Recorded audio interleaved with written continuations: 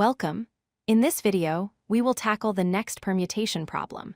This is a classic algorithmic challenge often found in coding interviews, requiring us to generate the next lexicographically greater rearrangement of numbers.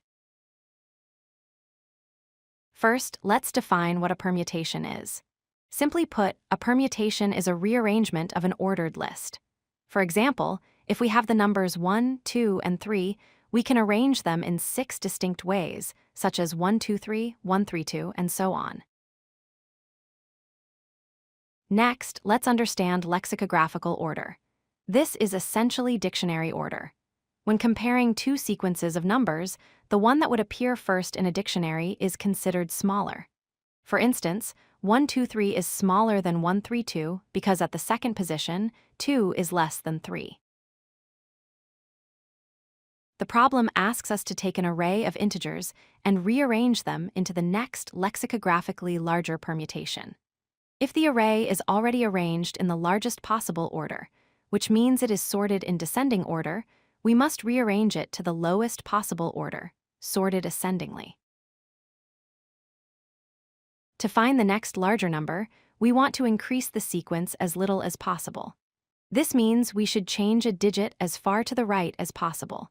We look for the first pair of adjacent numbers from the right where the left number is smaller than the right one. This identifies our pivot point. Step 1 is to find the pivot. We traverse the array from right to left and look for the first index, I, where the number at I is less than the number at I plus 1. In our example, 3 is less than 5, so 3 is our pivot. Step 2 is to find the successor to our pivot. We need to swap the pivot with the smallest number in the suffix that is greater than the pivot itself. Scanning from the right again, we see that 4 is the first number greater than 3. Step 3 is simple. We swap the pivot and the successor. In our example, we swap 3 and 4. This places a larger number in the pivot's position, ensuring the new sequence is lexicographically larger.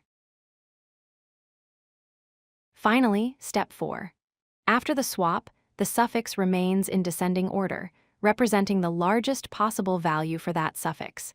To get the next immediate permutation, we need the smallest possible value for the suffix. We achieve this by simply reversing the suffix. Let's review the complete algorithm. First, find the pivot where the order breaks. Second, find the smallest number in the suffix greater than the pivot. Third, swap them. And fourth, reverse the suffix to minimize its value.